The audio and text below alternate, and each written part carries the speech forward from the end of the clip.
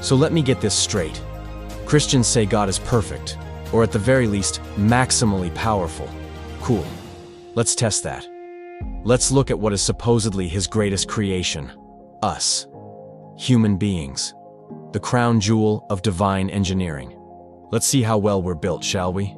Let's start with the eyes. Our windows to the soul. With built-in blind spots. Retina wired backward. Blood vessels in front of the light-sensitive cells. Genius. And they either don't work from birth, or they crap out halfway through life. But, hey, divine design, right? Let's stay on the face for a moment. Our nasal system? Complete shit show.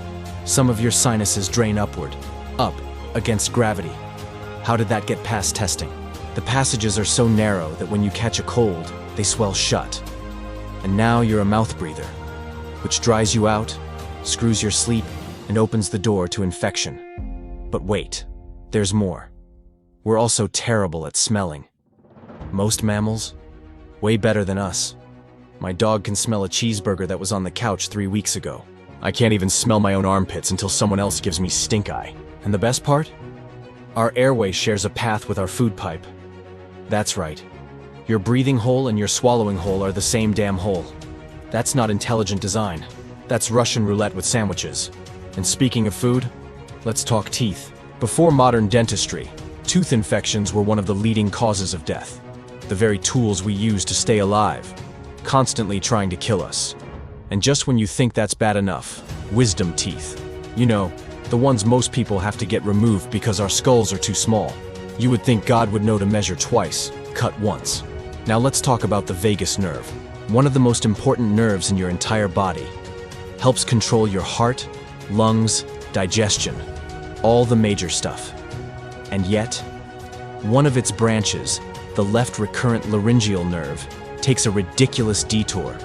It goes all the way down into the chest, loops under the aortic arch, then comes all the way back up to the voice box. That's a 12 to 15-inch road trip to get to something 6 inches away. Evolutionary leftovers, sure.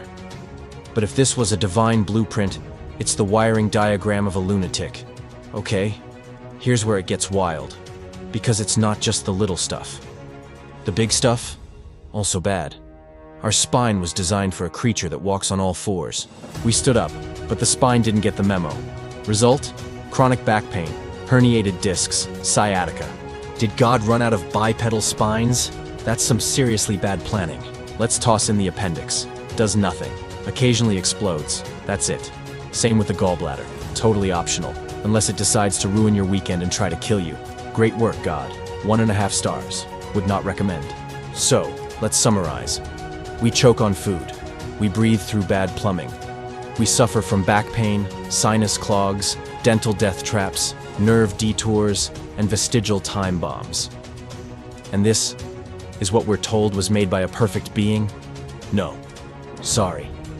If we were created, it wasn't by a perfect God. It was by a 3-year-old with a box of Legos. And the instructions upside down. Thanks for watching. See you next time.